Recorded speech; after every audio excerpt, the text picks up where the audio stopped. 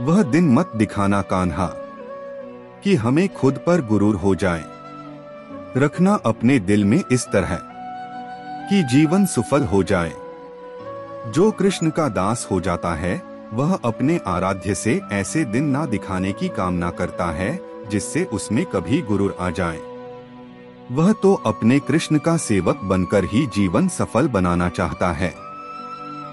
जो हुआ अच्छा हुआ, जो होगा अच्छा होगा। स्वयं को मुझ पर छोड़ दो, अपने कर्म पर ध्यान दो।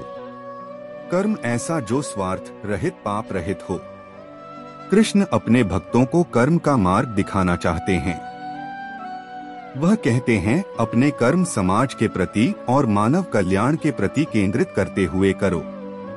बाकी फल की चिंता मत करो, उन सभी कर्मों को मुझे समर्पित करो।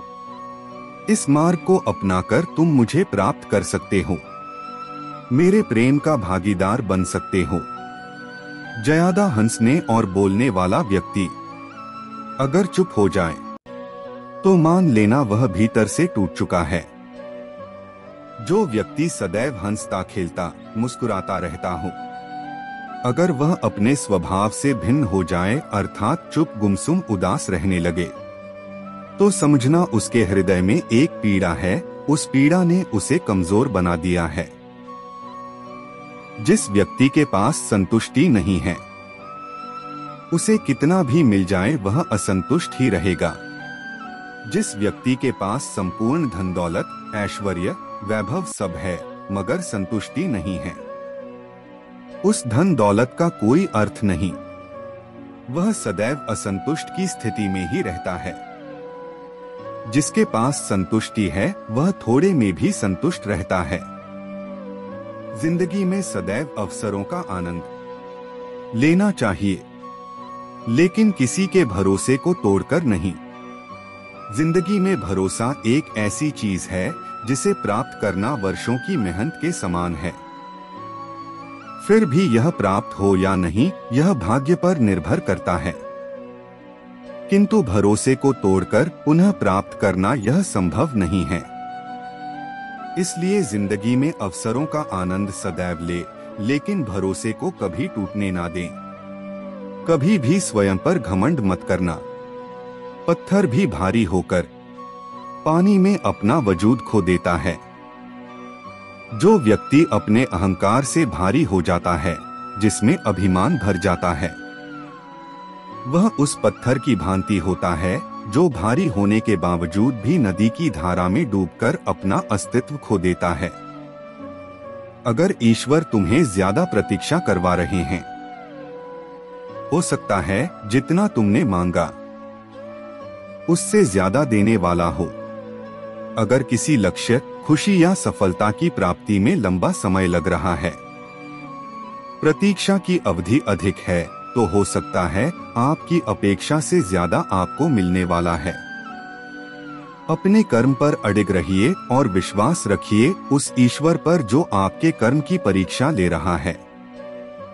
मैं विधाता होकर भी विधि के विधान को नहीं टाल सका।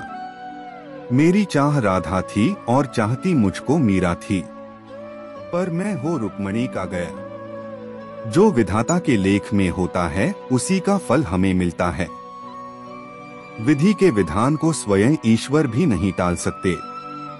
जिस प्रकार राधा से कृष्ण निश्चल भाव से प्रेम करते थे, प्रेमिका के भाव से मीरा कृष्ण को पति मानती थी, मगर विधि के विधान में रुक्मणी का साथ लिखा था, जिसे स्वयं विधाता भी नहीं टाल सके। जो अपने भावनात्मक दर्द को समझता है वही सच्चे समाधान की ओर बढ़ता है। अर्जुन ने अपने शोक को स्वीकार किया। जैसे ही हम अपने डर या उदासी को स्वीकार करते हैं, तभी उससे बाहर निकलने की शुरुआत होती है। सबसे कठिन संघर्ष आत्मा और मन के बीच होता है। जब करियर और परिवार में टकराव होता है तो आत्मा कुछ कहती है और मन कुछ और। इस द्वंद्व को समझना जरूरी है। स्थिति कोई भी हो, निर्णय लेने की जिम्मेदारी तुम्हारी ही होती है। अर्जुन को श्री कृष्ण ने मार्गदर्शन दिया, पर निर्णय उसी ने लिया। वैसे ही सलाह ली जा सकती है, लेकिन कदम खुद उठाना होता है। विचारों में स्पष्टता लाना जीवन को दिशा देने से पहले जरूरी है। बिना यह तय किए कि जीवन में क्या चाहिए, आप सही कॉलेज, नौकरी या रिश्ता नहीं चुन सकते। मन अगर भ्रमित हो तो समय निकालकर रुक जाना समाधान है। अर्जुन युद्ध से पहले रुका। आप भी जब उलझन में हो तुरंत निर्णय न लें, थोड़ा रुकें, सोचें। जिन्हें हम अपना मानते हैं वही कभी कभी सबसे बड़ा परीक्षण बनते हैं। अर्जुन को अपनों से युद्ध करना पड़ा। रिश्तों में निर्णय लेना कभी कभी नैतिक स्तर पर चुनौतीपूर्ण हो सकता है। अपने लिए लड़ना स्वार्थ नहीं होता जब बात आत्मसम्मान की हो। किसी रिश्ते में अगर आपकी सीमाएं बार बार तोड़ी जा रही हों, तो आवाज उठाना जरूरी है। जो निर्णय आज कठिन लगते हैं वही भविष्य में आपकी रीढ़ बनते हैं।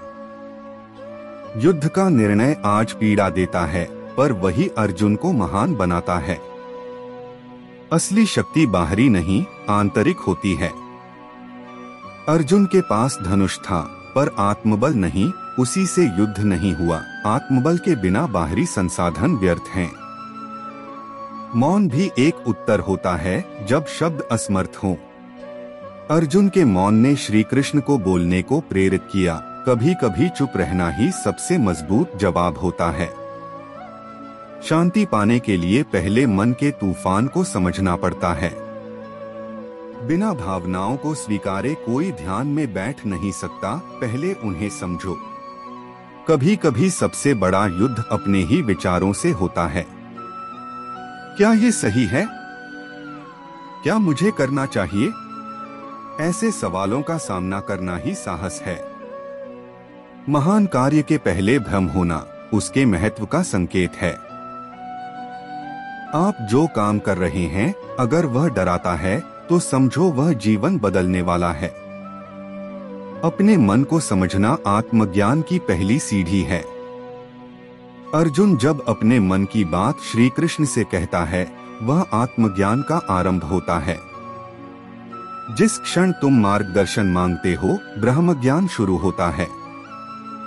मैं आपका शिष्य हूँ कहकर अर्जुन एक साधक बन गया। सीखने की विनम्रता ही ज्ञान का द्वार है। मोह से ऊपर उठना ही योग है। हम जब अपने लाभ या रिश्तों के मोह में फंसते हैं तो निर्णय पक्षपाती हो जाते हैं। योग संतुलन सिखाता है। धर्म वह नहीं जो सबको खुश करे, धर्म वह है जो सत्य के साथ हो। कभी सत्य बोलने से अपनों को बुरा लगे, तब भी वही धर्म है। एक ही निर्णय जीवन की दिशा बदल सकता है, सोच समझ कर लो।